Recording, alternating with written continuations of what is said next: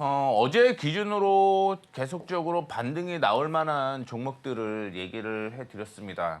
어제 한컴 위드가 상승으로 마무리가 되는 모습이었는데 금리 가격이 어제도 상승을 했어요. 그렇다 보니까 금 관련된 종목들 충분히 조정을 받고 있다라고 생각을 하고 있고요.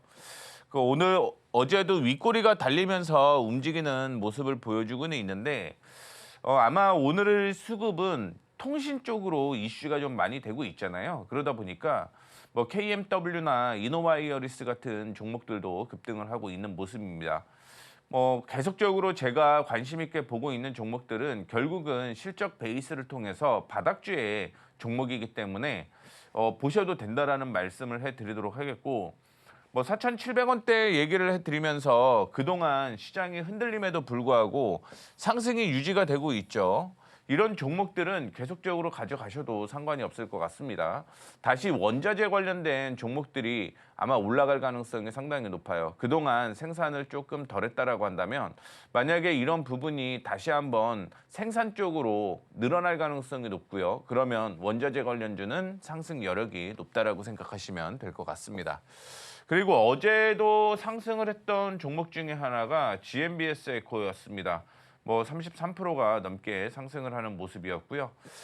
기관 쪽에서 매수하는 종목들 위주로 보는 게 좋겠습니다. 그런 종목들은 단기 급등이 나올 가능성이 상당히 높다라는 얘기를 좀 해드리도록 하겠는데, 어제도 GMBS 에코가 상승을 하게 되면서 추가 상승 이어지고 있는 모습 보여주고 있고요. 그다음에 어제 기준으로 보게 되면 한국토지신탁도 역시 매수세가 이어지고 있다는 걸 볼 수가 있을 것 같습니다. 오늘은 일부 조정을 받을 수는 있습니다만 그럼에도 불구하고 한국토지신탁의 경우는 어제도 기관이 매수세가 엄청났다는 걸 볼 수가 있을 것 같아요. 제가 생각하는 한국토지신탁은 지금은 덜 올라가는 것처럼 보이겠지만 장기적으로 보게 되면 앞으로 최소 50% 이상 올라갈 수 있을 만한 종목이다라고 생각을 하시면 될 것 같고요. 기관이 매수를 하게 되면 한국토지신탁도 지속적으로 매집하셔도 괜찮다라는 말씀 드리도록 하겠습니다. 오히려 한국토지신탁의 경우는 떨어지면 매수 타이밍이다라고 생각을 하시면 될 것 같아요. 자, 그 외에 실리콘투를 이전에 언급을 해드렸습니다.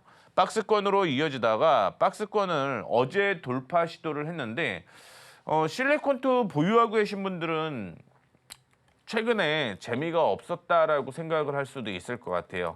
그래서 화장품 관련주 지금부터 계속 보셔야 된다라는 말씀 더 드리도록 하겠고요.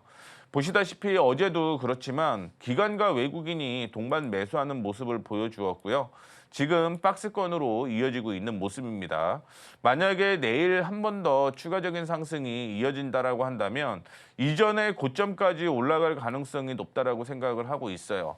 물론 화장품주를 확인을 해보면 어떤 걸 확인해 보셔야 되는 거냐면 유가도 확인을 해봐야겠죠. 왜냐하면 화장품의 일부 원재료가 유가입니다.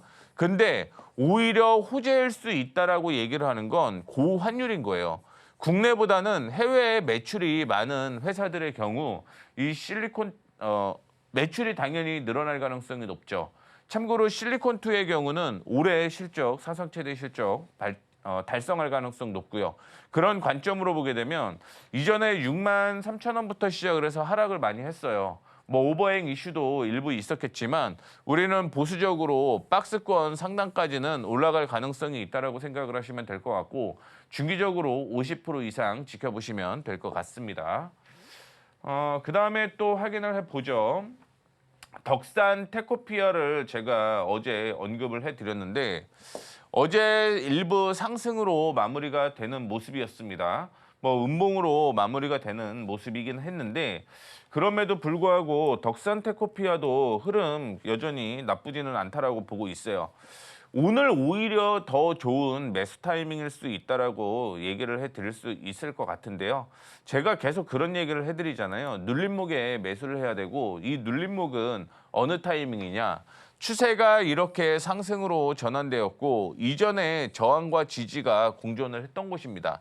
그러면 어제는 원래 눌려갖고 이렇게 상승하길 바랬어요. 그래서 매수 단가를 18,000원부터 17,200원을 제시를 해드렸던 건데 어제 오히려 호재도 아니죠. 상승을 하게 되면서 매수 타이밍이 안 나왔다라고 볼 수가 있을 것 같습니다. 오늘 매수 타이밍 나왔습니다. 반등 나올 가능성 상당히 높고요. 적어도 단기적으로 상승을 한다라고 하면 이전에 저항까지는 충분히 추가적인 상승 이어질 가능성이 있어요. 다만 눌림목에서 매수하자라는 얘기를 해드리도록 하겠고요. 시장이 상승을 할 때 일부 조정받는 종목들도 있어요. 그런 종목들이 물론 지지선 부근에서 반등이 나오게 되면 그런 종목들은 봐야겠지만 만약에 그렇지 않다라고 한다면 내일까지 보셔야 된다라는 거 다시 한번 언급을 해드리도록 하겠습니다. 그리고 과거에 언급을 해드렸었던 종목 중에서 KMW가 있죠. KMW가 어제는 리스크가 좀 있었습니다.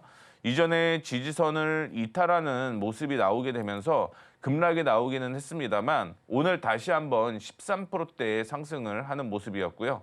그 전에 제가 언급을 해드렸던 건 물론 작년부터 텐베거 관련된 종목으로 포함이 되어 있었습니다.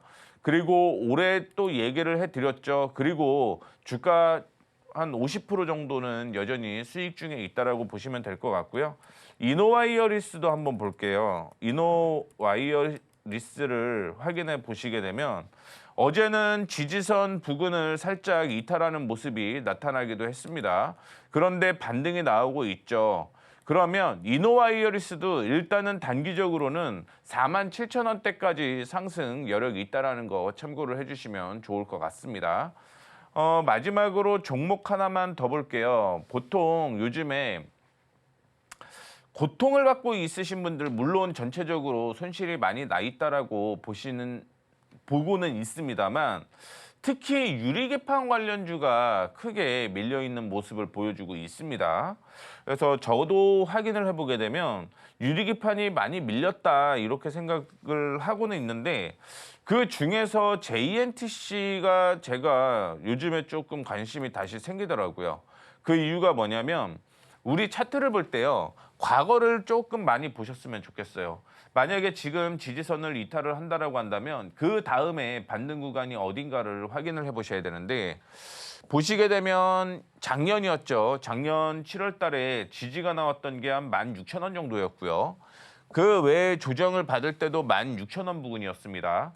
그다음에 전쟁 이슈가 나왔을 때도 16,000원 부근은 버텼다라는 거죠.